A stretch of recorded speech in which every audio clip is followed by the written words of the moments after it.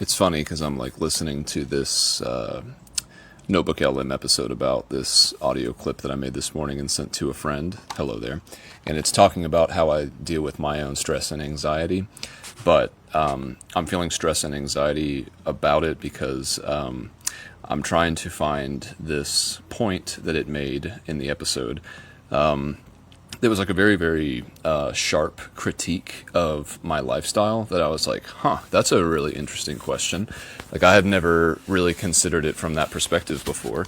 And I want to get the exact wording because, that just makes it so much better than me trying to paraphrase it and losing the essence of it, because I feel like the way that it presented the idea was like, I was like, that is so crazy, like deep, like the connection that it's making there is like, it's got to be a very sharp look at a possible truth. It's something about it. Like it has this feeling of like me not wanting to believe that it would be true or could be true. But then also, if I'm honest with myself and I'm at my least feelings of arrogance and egotism, I can look at the question and I could be like, well, it's you could make a compelling argument both ways, whether a favorable one that kind of like, applauds the decisions that I make and the way that I live my life, and a more derisive one that's more of like, well, this guy is what he is doing something that could technically be diagnosable. I just think that that's a really funny perspective to look at the whole thing in, because I think ultimately it is a fairly meaningless distinction that the question is trying to split, because it's just like, well, I mean, there's probably also a third possibility and a fourth possibility and a fifth possibility. This is the rational brain kicking up, being like, okay, well, it's not like I just heard the voice of God or something. Just do remember these are statistical probabilities. So it's just saying that there's a relationship between this kind of a thing and that kind of a thing. And that's just, it's an interesting thing that is apparently present within the human consensus of information. Like this specific correlation between these concepts and themes is common enough for it to be made here in my own instance of life. So as soon as the thing pulls up, I'll be able to ask that question and see how I respond to it, because, it wasn't like a direct accusation or anything like that of any particular type of belief or even like, practice of life, but it was just like, I was like, ooh, that like claws in, kitty. that was a like, when a dog is playing and they bite you a little bit too hard and you're like, hey, we are playing, right? Like this is supposed to be fun. You're not supposed to actually hurt me. So, I don't want to tease it too much more, because I'm sure you're being like what I'm being like. I'm like, well, what's the question? And then I'm like, I'm right there with you. I don't remember, but it was a good one. And it was good enough for me to certainly, attempt to get it in its proper intact form. But yeah, I just got back from a bike ride, made a cup of coffee as soon as I got back. And I just popped in a Zen, and I have some water. Let's get that water. I'm sensitive to my perception of blood osmolarity. Like, I don't think that I actually can tell when this happens, but I kind of feel like I think that I can. Like, when I get, it's not even like severe dehydration, but I just went on like a 24-mile bike ride. It was pretty warm. I did drink a liter of water, so I didn't have no water or anything like that. That wouldn't be smart. But, for sure, I didn't drink as much. I think when you rehydrate, you're supposed to drink 125 or maybe even 150% of the volume that you lost in sweat, which makes sense because, like, it's not just sweat that is being created through hot conditions. It's also urine, and it's also the water going through the cells in your body to keep them specifically hydrated. Like water, like you can lose it in way more places than just like perspiration. There's also respiration. I've heard you lose a ton of water through exhaling. And in fact, I've also heard that when you lose weight, like when you burn fat, the majority of it that you burn on any given instance or occasion is through your breath, which is kind of interesting. I'm sure there's some kind of like biological pathway of like fat oxidation, maybe. I'm not even sure. NotebookLM, can you rescue me here before I pull out more words that have nothing to do with what I'm actually trying to talk about? But yeah, dude, it was a good ride. It was a good afternoon. It's been a good 24 hours. I did not make a clip yesterday. And I was struggling on my way home. I was like, what did I even do yesterday? How did I not have time to make a clip? I was like, I remember I went on a 10-mile bike ride. I know I did that. I did some odds and ends around here. Don't even remember what all of those were. And then in the evening, early evening, mid-afternoon, I guess, mowed the grass with my dad, which, shout out to my dad. He's a good coworker. I'll just say that, well, I'm glad he's my dad.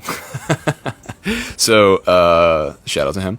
And what else? Yeah, mowed the grass, and then I was just ready to chill and have a beer and talk. I don't even remember. I feel like there was some topic of discussion last night because we were all out here on the front porch, and we ended up eating dinner out here too, kind of to keep the vibes going. But I can't remember what was so engrossing about. It seemed like there was some shared thing that we were talking about. Not that I'm necessarily trying to dredge that up for sharing, but shout out to Sharon. I don't remember what it was, so just out of my own curiosity. So I guess we'll leave it there. It was a pretty relaxed evening. We actually watched, this was funny, to anyone who happens to be a Zach Galifianakis fan, I would highly recommend revisiting, even if you're not a fan, if you're just familiar with him, I'd recommend revisiting the 2006 Live from the Purple Onion special. We watched that last night, and it was hilarious. Like, I think that, they say comedy doesn't age well, or at least Dan Harmon would say that pretty regularly when he was defending himself about something, over something, from something. But yeah, most of the jokes I think were still really funny. To be fair, like that's kind of like, what do they call that? I guess you could call it patient zero for like my knowledge and active consumption of comedy. Like, not that Zach Galifianakis was like a huge influence on the people who I listened to, but during the time that I was also listening to Zach Galifianakis, which would have been like me being a sophomore in high school, which is crazy to think about. The special was 20 years old. It's insane. It's like literally a classic. And yeah, it was wild. Just to see some of these jokes I still remember.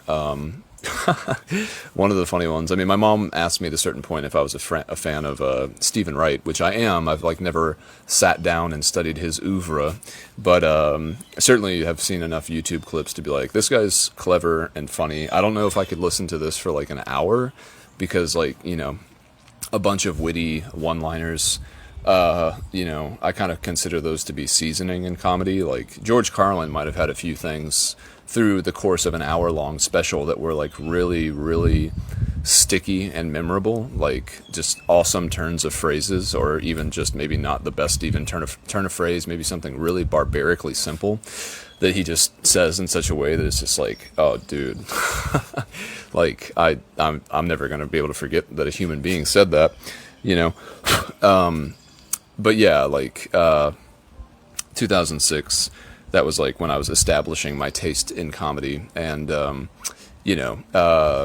was just fun to watch that. And my dad and I have also, it's funny, I don't really watch a lot of TV outside of being home, but when I am home, it is a not insignificant part of the evening wind down procedure. They say that it's important to have sleep hygiene, like I have, maybe this isn't important for everybody, because there was certainly a period of my life where I could sleep, like it was never an issue. I didn't even know what it was like. It was like literally impossible for me to imagine what insomnia felt like, like it was so impossible that it never even crossed my mind as something that should be like imagined. I never really thought like, what's that like? There's so many stories about people who have insomnia, and I've known people throughout my life who have mentioned it, but it just never really sounded like that big of a deal. But then I got it, and like for like, God, was it like 2 years? Maybe it was a year and a half.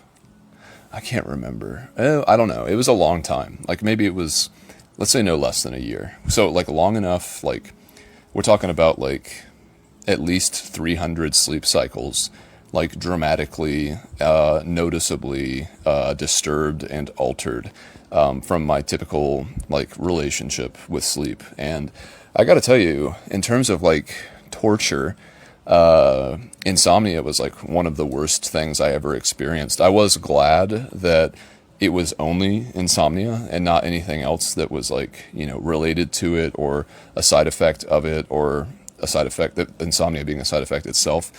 Like I was like, well, I mean, this really sucks. It's a really, really frustrating thing to have a combative relationship with sleep, because until that time that it happens, you don't even know that it can turn against you. And then as soon as it does, it feels like such a betrayal of something that you never even realized was such an easy experience to have. Like when you can't sleep, it's just, I don't know what it is. It's the biochemical cocktail that you have going through your body when you're experiencing insomnia is one of acute distress, And I don't really know why I developed it. It was shortly after a breakup, so that's like the only thing that I can reasonably attribute it to, because I mean, that was the most traumatic breakup maybe I've ever had.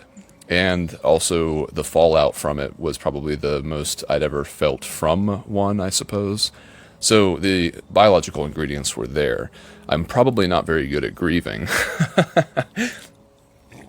And the traumatic part was like it wasn't like a huge like crying fest with like, and maybe that's why I got insomnia, right? It wasn't like this huge thing. It was just like my girlfriend and I at the time, we had kind of always known that we were going to go separate ways. She was a lot younger than I was. And she wanted to go live like a young person's lifestyle, and I had already skipped that, / participated in it as much as I had ever wanted to. Like I didn't want to go to clubs, and I didn't want to go like dancing, and I didn't want to go to bars. Like I was like, dude, I already dodged that bullet. I don't have any desire whatsoever to pursue that lifestyle. And my girlfriend felt a little bit more differently about just like, not even strictly going to bars or whatever, but just like meeting people the way that you kind of do when you're in your early 20s, like, I don't know.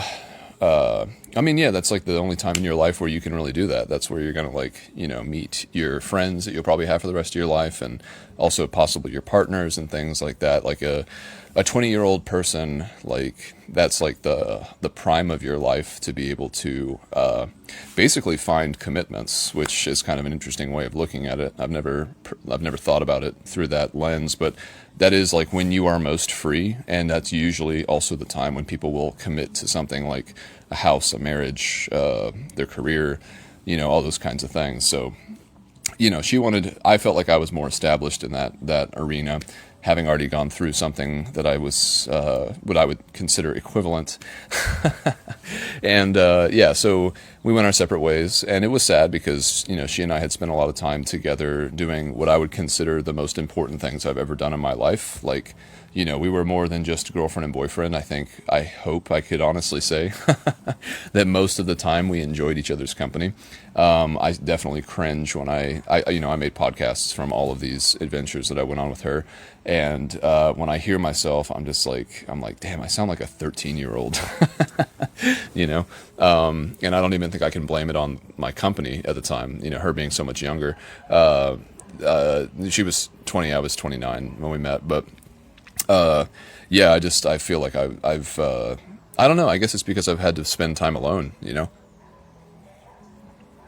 I've had some relationships since then, but nothing that was like particularly long, with this other person, Allie. Shout out to Allie. I was with her for, I think, 3 years. So that was like the second longest relationship I've been in, and I have not been in one that long since then. Anyway, I think that's probably what instigated the insomnia. And man, I just got to tell you, as I already said, It is the worst. You really. I've never read the book about insomnia. I think it's just called Insomnia or Insomniac, the Stephen King book. I can't. Maybe it's not even called that, but I think that there was some movie that they turned into turned the novel into the movie. Broken Window, was that what it was? Oh my God, I don't remember. Johnny Depp was in it. I saw the movie, and I feel like a big part of it was like he had insomnia, and then it basically drove him crazy. But yeah, my insomnia, it was, I came to find that there are two types of insomnia. You have onset insomnia, which is like you can't go to sleep. Like you falling asleep even the first time is the hardest part. And then there's maintenance insomnia, which is maintaining a sleep state, which that's what I had. And I don't know which is worse. It's hard to imagine. I'm sure they both suck equally. Although, honestly, onset seems more miserable to me because, I don't know, I could always kind of trick myself a little bit with maintenance insomnia where it'd be like, well, I did get some sleep. You know, like I know that I had 2 bouts of sleep with a bout of wakefulness in the middle, whereas like onset, it's like, well, I don't know how long those onset issues would last until you finally fall asleep, but if I could only fall asleep at like 4 a.m. and then sleep for like 4 hours, I think I would feel a lot more tired than if I got 2 distinct sessions, but who knows? Anyway, yeah, so sleep hygiene, like watching TV here is a big part of like the wind down process. It signals, it's a ritualistic thing here that signals that things are winding down. No one really watches TV at this house before like 5 p.m. and really probably not even like much before 6, honestly.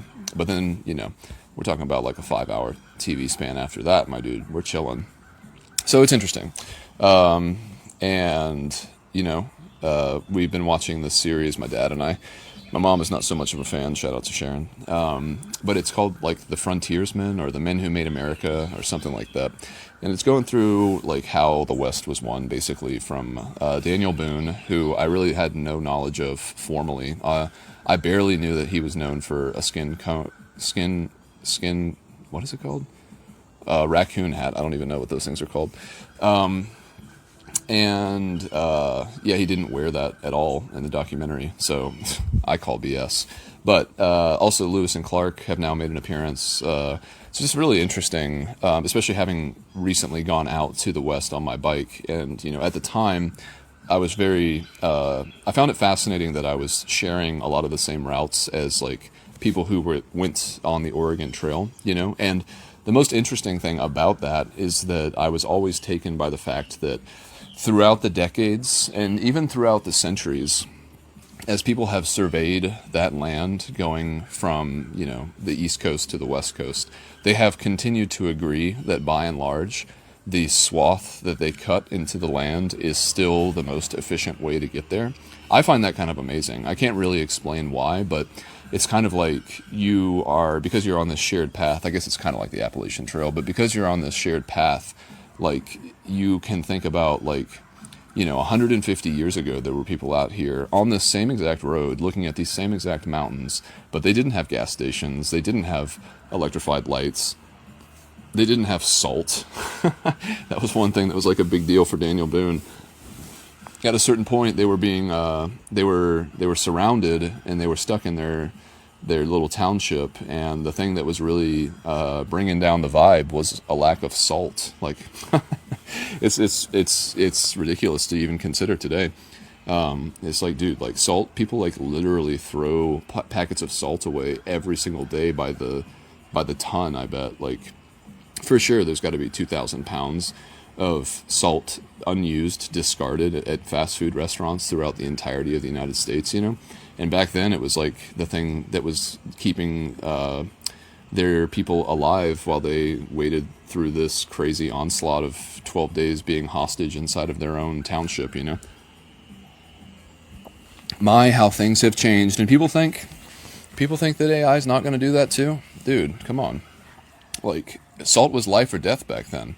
Today, we have things that will be relatively inconsequential in a number of decades henceforth, my dude. Like, that's what I'm saying. Like, soon enough, you're gonna you're never going to get sick to begin with, but even if you did through some catastrophic error or negligence, like the ability to undo those things is just going to be so at hand, It's crazy. Anyway, yeah, so what? There was a bear that came through this house, or through this property last night. My parents, they have like a bird feeder that I got from my mom for Christmas, and we have seen evidence that suggested that a bear was close by, because it had been several times dislodged from the pole that it stands on, and one time it had been very seriously taken apart, like every single removable part of the bird house, which has like a camera and stuff in it. It had all been separated from every other piece. So we turned one of my parents' cameras around to face the bird feeder, and this morning we saw that a bear actually did come through at like 4:30 a.m., which is crazy because it was a really big bear, like 300 or 400 pounds for sure, and presumably it could have walked right by my car, which doesn't bother me. I was thinking about that because of this thing that NotebookLM kind of brought up.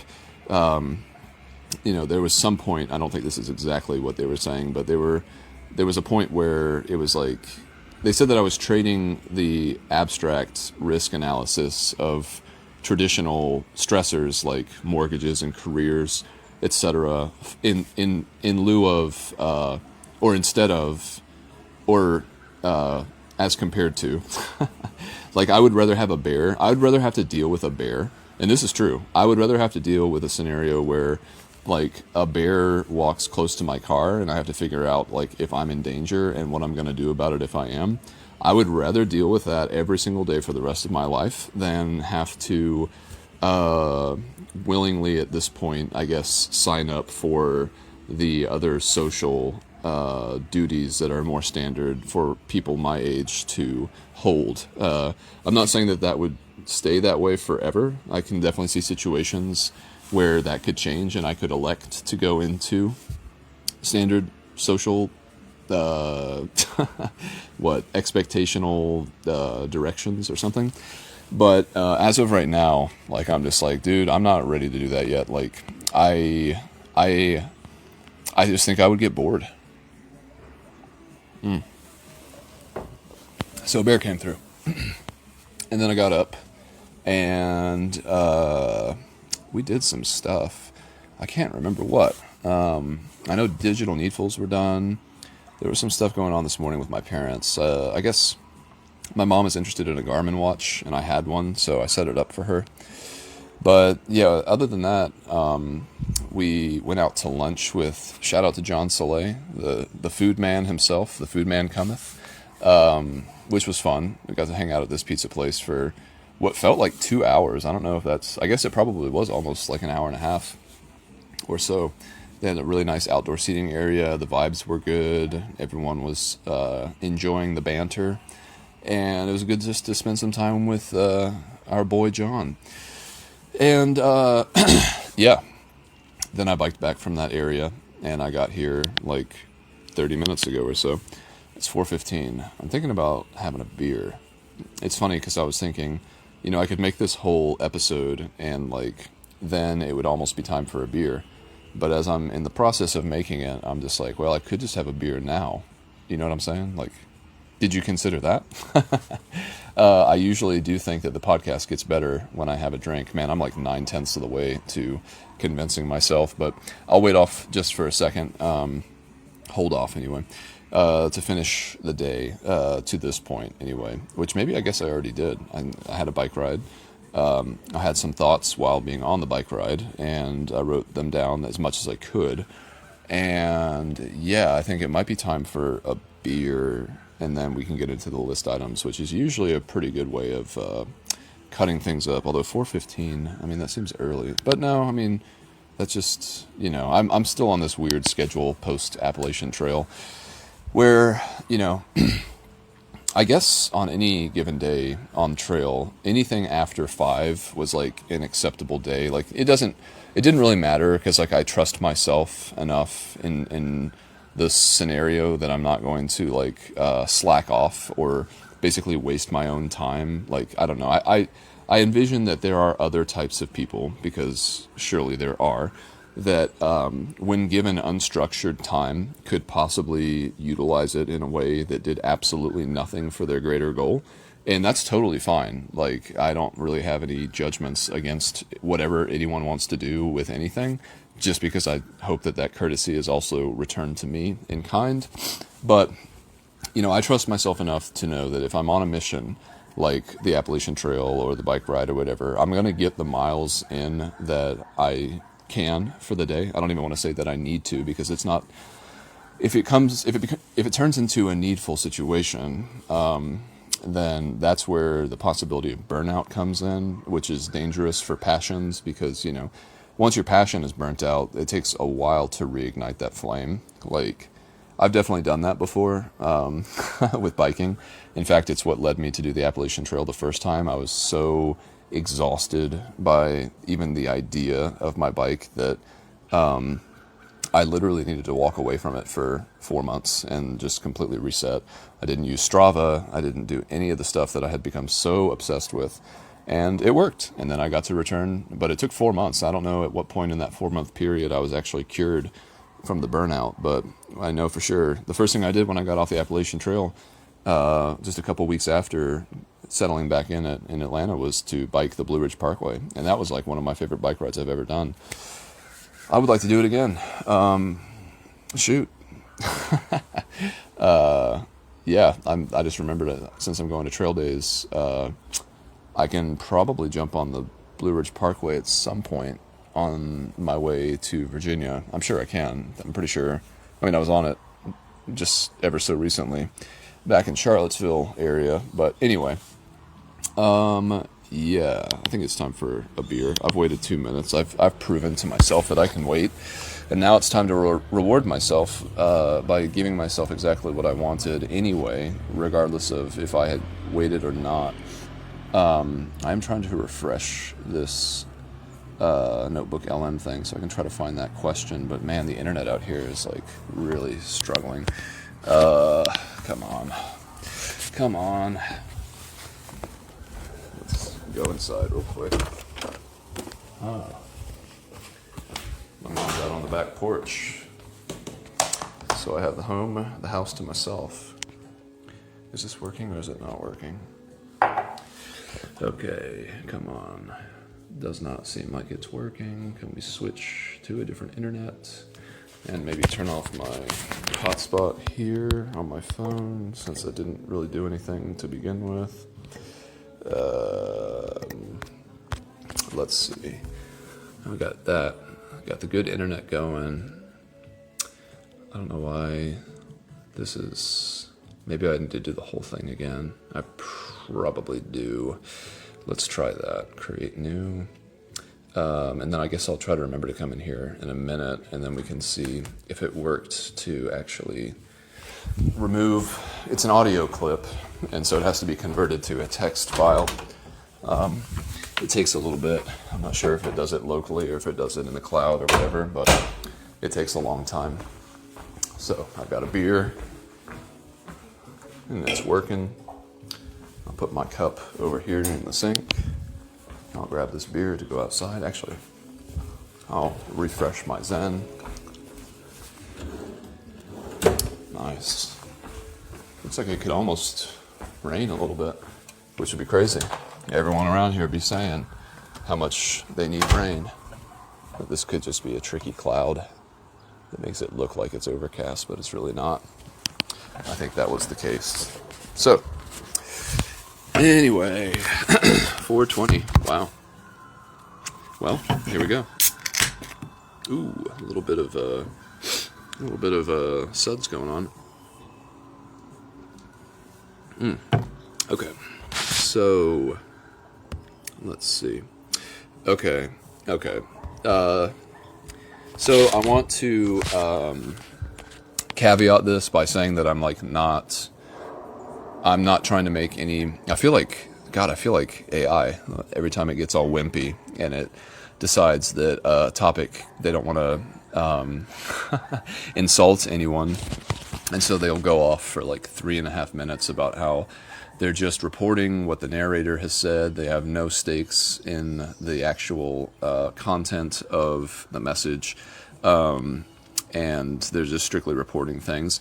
But suffice it to say, I heard some jokes today about how certain cars are often related to a certain type of person with a certain type of preference, shall we say, right?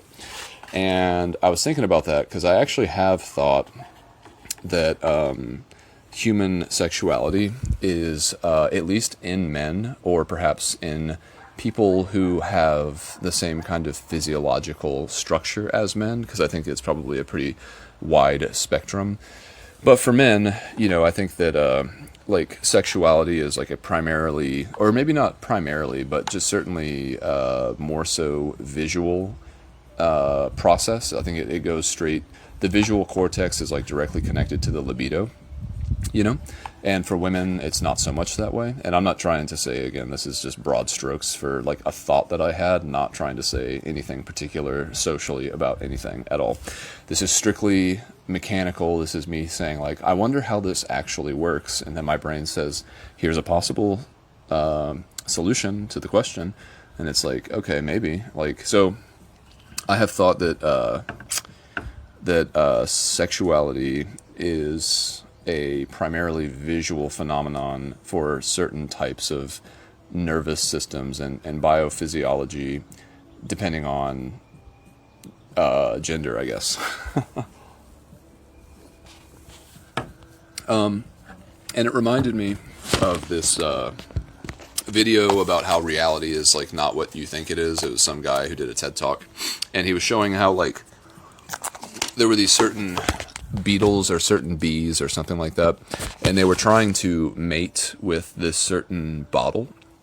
It just so happened that the shape, the size, and the color of this man-made bottle was like sufficiently similar to the type of bug that this bug actually wanted to reproduce with, that they would attempt to court the bottle. And I got to think that if there is any kind of visual component to attraction in general when it comes to something as important as reproduction, because again, in general, I think everything is about reproduction and resources, then because we are homo abstracticus, as I now like to say, like we have abstractified the concept of reproduction to even have some elements of attraction in inanimate objects, Like, I think that there is something to the shape of a certain car when a certain type of person sees it that makes it more attractive to them. And this appears to be, like, repeatable. Like, it's not... This, you could say the same thing for any shape of anything that humans like it, and so they gravitate towards it, Like the cans that we drink beer and Coke and stuff out of. It's like... There's a standard size, because like that's the most, for the form factor, it's like we're attracted to this. Like it doesn't feel ridiculous, or you don't question it, If they initially tried to make cans of beer and thought that maybe they should try making like it a gallon size can for personal consumption, I think something about that, the feedback loop, they would not like it. So, we have engineered ourselves to the perfect shape and size and stuff like that for every object. But since people primarily, I think, I don't know if this is true. Aesthetics definitely play a role in car purchasing, right? It does matter how the car looks. Like, that's a part of it for sure. What? Like... Yeah, I don't know. I just think that, I think that there's something in the shape of certain cars that activate our libido.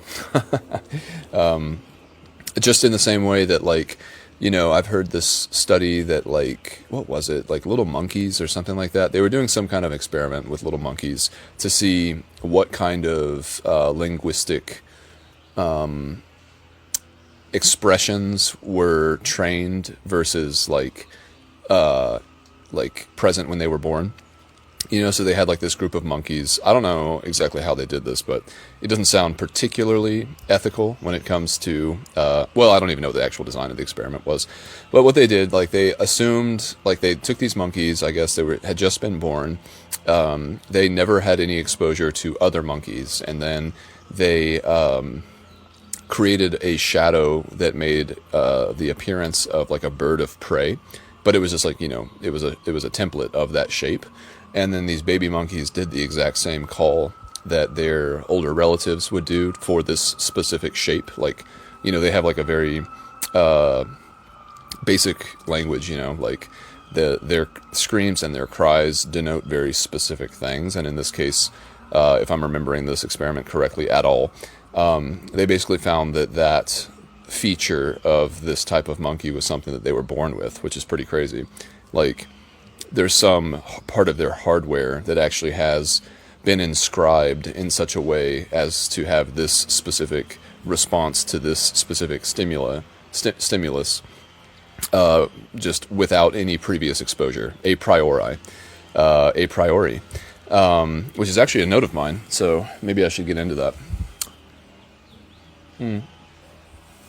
I don't know if I mentioned whatever I was supposed to be talking about in this note, but let's just assume I did. Oh, yeah, about the cars. Yeah. Okay. So, yeah, a priori Western medicine. A priori concepts in Western medicine often refer to theoretical frameworks or medical principles established through reasoning rather than empirical observations alone. This can include fundamental assumptions on pathophysiology and the philosophical underpinnings of bioethics. Yeah, I've been having a conversation with a friend, and she was telling me that, she'd recently got some tests done and stuff like that. And I was just thinking about it because I keep thinking, not for any other reason than just wanting an additional point of data, since two points determine a line, right? And I was thinking that, the thing about Western medicine, at least in this specific line of thinking that I was indulging, it was like, well, the thing about it is, like, they don't have any a priori knowledge of anything about this person beyond what medical records can say. And, it's just like you're presented with this entirely whole problem, and you're presented it, like, when it's at its most unavoidable. Like, you're seeing a patient that came in there for a reason, so something has made an appearance that you have to diagnose. And so it's just like, I feel like the Eastern, my understanding, which is very limited, of Eastern traditional Chinese medicine, is that there's like an emotional component to a lot of the diagnoses that they make. And there's a good portion of things that are, like, identical to Western medicine in terms of, like, again, biological pathways and, like, how certain organs affect the system of the body in their own individual and combined ways, Like, it's not completely divorced from a lot of the same findings that Western medicine has. But Western medicine doesn't look at all into any kind of, like, emotional component to illness or injury, it's like completely separate from it.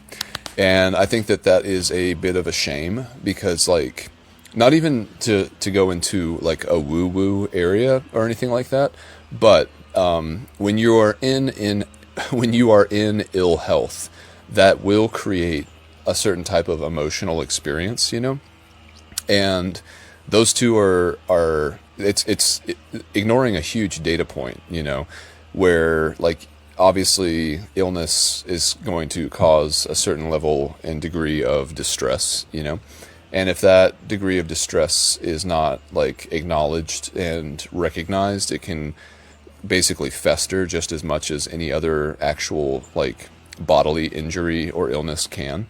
And if you lose the leash on both of those at the same time, where your health and your emotions just go downhill, that's going to be a very, very difficult struggle, And I just feel like with Eastern Chinese or traditional Chinese medicine, like they go into the specifics of like, the concept of like qi and like things being stopped up in places for specific reasons. Like, I'd have to look at it, like what the premises of like fundamental traditional Chinese medicine are. I'm sure there's like way more than I could like learn in a single sitting. But in general, if I could like learn the F equals MA of the whole thing, I'm sure it would make a pretty good amount of intuitive sense. I'm just gonna make something up, but like if you get stomach ulcers, they'll talk about how like you spend too much time bottling up anger or something like that, or there's like a more specific, like issues of the stomach have a particular behavior associated with them, and that can be further like explored and I guess prognosed. you could give exercises, but like, it's just the separation between the mind and the body in the West is something that is fairly regrettable. Like I think that by and large, like we in the West for sure treat our mind and our body the same. But the body is dealing with absolute reality and the mind is dealing with abstract reality. And those two things are not the same. And so like when your body is sick, it's communicating a different kind of thing to your emotional state. And if you don't, I don't think Western medicine has much to prop up the intellectual and emotional side of that experience, It could. There's no reason that you shouldn't, just like you get physical therapy after an operation, you should get emotional therapy in conjunction with a major diagnosis, like there is a way to fortify your mind just as much as your body. And it's also, by and large and first and foremost, like it's important for you to not feel like you're alone, because there's nothing, the likelihood after 100,000 generations of modern Homo sapiens, the likelihood of you having a unique human experience that no one else has ever had is practically zero. And in fact, there might be so many people who have experienced what you've experienced that it's almost laughable to think that you're special, no matter what it is. There's only so many things you can do.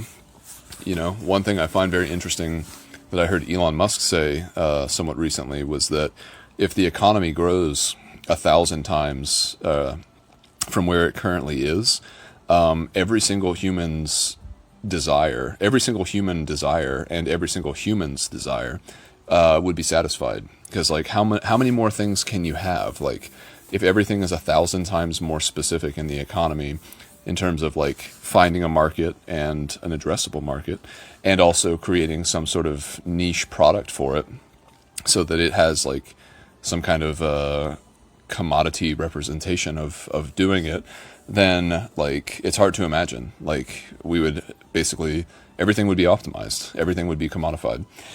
So, who cares what the actual consequences of that are? That's not the point of the thought exercise, but it's just interesting to think that, I forgot what I was saying. So 43 minutes. Let's see if we can do it. This is interesting. So, this is something that actually went through my head twice today, just this general concept. And I was just thinking about it because I was thinking about my appetite, I think, at the time. Because I was like, I think I'm still kind of coasting on hiker hunger because, man, I mean, it didn't get that bad or that intense, I should say, because I was only out there for 45 days. But, I remember just how strong that feeling becomes of just this voracious, insatiable appetite when you're doing something like a long bike ride or a long hike. It's kind of funny because, or maybe not funny, but it's interesting that my bike ride was twice as long as my hike. And so I definitely entered that zone of just being so hungry all the time and being able to eat anything at all that I wanted. And, I tried to be responsible with that with great power, But yeah, like just the fact that I think that my general output might be, I don't know if this is true at all, but the number that was coming to mind was 500%.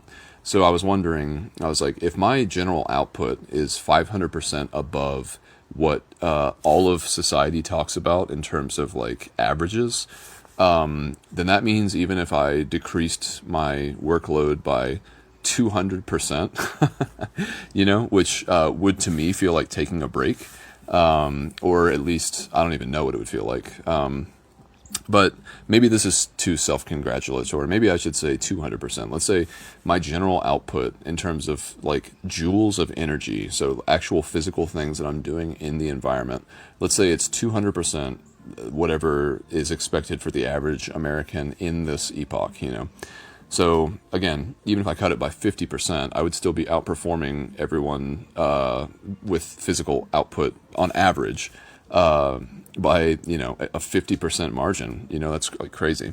And so yeah, I was just thinking about that because I feel like, again, in my advanced age and frail state, I feel like when I was younger, I found a lot of value in pursuing things that were extremely difficult. And I'm glad that I did that because I do know that it's technically possible. But as I said to myself somewhat recently when I was thinking about stopping the Appalachian Trail, it was like the primary reason that I thought I needed to stop was because I realized that I could keep going, And I think that that's really significant to sort of reflect on, because like what I'm basically saying is like, I could absolutely, because I've done it before and I don't feel any less strong than I ever have, I know that I could walk and continue to walk all the way to Maine and probably do something even beyond that. Like, who knows, if I was feeling wistful and nostalgic, maybe I'd go up to Canada again, I only had one appointment on that trail, which was with the final mountain, Katahdin. Everything else was fair game, fair dinkum. But yeah, like, because I knew that I could physically do it, I didn't want to emotionally put myself in that situation again, because in 2022, again, I've mentioned this before, but it was a thought I had today. So it's a fresh thought on an old topic. But, it's just, it's such a unfortunate use of time to put myself in such a sour mood, like, because it sucks to be stuck in the sun, it's like, there's nothing fun about it. It's really hot. It's completely inescapable. And it develops into an adversarial relationship. Like, prior to hiking at some point, in my recent past, like I didn't really have any kind of feeling about the sun per se, but now I try to avoid it like all the time. Like, can't really do that when I'm biking or hiking, but, I try to hide as well as I can. So yeah, I don't even know, yeah.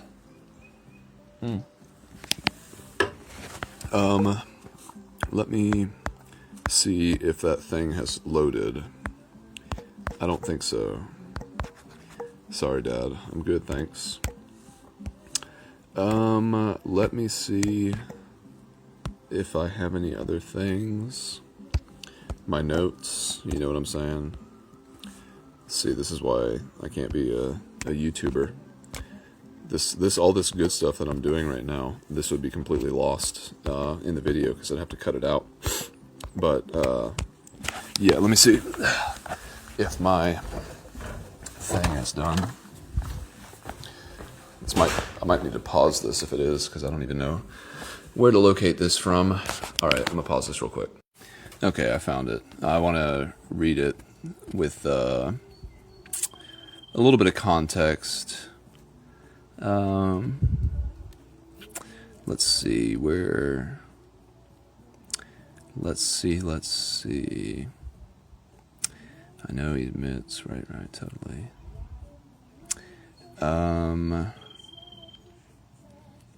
Let's see. Okay. So this is actually like two people talking, so I'll do my best to make it make sense. But This is based on my own clip from yesterday or something. Anyway, well, he is intensely aware of the inputs going into his system. Whether that system is his physical car parked in the headlands or his central nervous system processing an alkaloid from coffee, he is monitoring everything. He really is. He is essentially constructing firewalls. It's a striking duality when you think about it. You have a man who subjects himself to what society considers extreme living situations, sleeping in a car, roaming the wilderness, living off a bicycle. Yet he craves deep internal emotional stability. He wants to control the variables down to the actual gram of coffee. It's like he's microdosing risk. But this is where I start questioning his motivations a little bit. Like, is this a guy running away from the comforts of normal life because he's just this wild, free spirit, or is he actually hyper-engineering his life to avoid the mental discomforts that normal life brings? Because a traditional life with a fixed-rate mortgage and like a corporate performance review brings a type of ambiguous dread that simply cannot be tolerated. It honestly seems like he'd rather risk a 400-pound bear in the yard than sit through a quarterly earnings meeting. The tension between chosen physical hardship and chosen societal hardship is central to his relationship with traditional structures. We see this most clearly in his unorthodox view of the future of financial security. Let's see. I guess that was it. It was, it's that question there. Is he a wild free spirit, or is he actually hyper-engineering his life to avoid the mental discomforts that normal life brings? And I was like, ooh, dang. Like, I don't think that I have actively done that necessarily. I think it's been a piecemeal thing, it so happens at this point. You could certainly look backwards and assess all of the things I've done through that lens, but in the process of actually getting to this point, it felt nothing like that whatsoever. It was just like, I don't know, I'm seeing this weird image in my head, like, if there was like a river that was adjacent to another river, and like everyone in your village said that you should never go to that other river that was like not the main one that we all went to as a village, because bad things happen there, the water is poisoned and people will like attack you. And then you go there and it's like, oh, this is actually just like another river and there's not really anything bad happening here. It's just that's a product of like unfamiliarity and projecting fear onto other people to like kind of manipulate their behavior and also validate the reasons why you're saying something. Like if you put fear in them, like that's it's hard to dispute fear. If you can honestly ignite someone else's fear, you kind of have them in your pocket.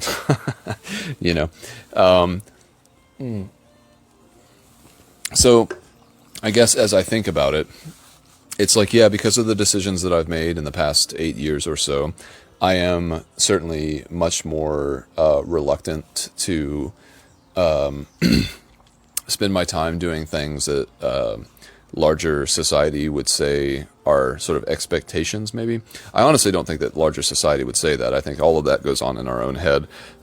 Whatever voice, quote-unquote, society has over your decision-making, that is 100% based on your own perception of society and its role in, like, your internal conversation, Because I've never seen anyone actually enforce any of these rules. You know what I'm saying? Like, there's, like, no one standing outside of, like, a restaurant making sure that people, like, don't do things that they're not supposed to. It doesn't really matter. Steven Pinker has a book out right now. Steven Pinker's one of my favorites. Highly recommend if you want your world shook, my dude. Go watch his TED Talk entitled, Is the World Getting Better or Worse? And then perhaps you'll start picking up what I'm putting down. But he has a book out right now called, like, I Know That You Know That I Know, or something like that. And it's all about, like, basically the unspoken social contract that people all like share without ever having to write it down or have a conversation about it. And that's the only reality that society actually inhabits, in my understanding. It's just like it's your perception of what other people might think of you that is more indicative of your behavior, as opposed to like society is like not a real thing. It doesn't exist as like an actual entity. It's a collection of abstractions, you know. What would you call that? Like the ultimate Homo abstractici. I'm not sure, but like all of that stuff is it's only as real as you think it is. You know, fear, we have nothing to fear, but fear itself is the reason that's such an impactful thing to realize is that like fear, it's it's not a real thing. You know, at best, it's like a biological response that has a very specific chemical fingerprint. But in terms of like inhabiting physical space as a thing that pushes up against any part of reality outside of our heads, like that doesn't exist. So things are only as scary as you let them be. Speaking of bees, there are some crazy bees going on over here, some carpenter bees, and I can hear them like clopping away, like making a hole or whatever they do, which is pretty crazy. Like I don't think that those bees actually sting, but I'd imagine if they're able to bore holes into wood, that if they bite you with their mandibles, it probably hurts pretty bad, like a really, really bad pinch, you know. The sharpest and most, I don't know, exacting pincers, so much farther beyond what human beings can do when they pinch each other, you know. Anyway, this is far too long, and yeah, I'm gonna go have another beer. So, yeah, thanks for listening. Shout out to my parents. Love you. Bye.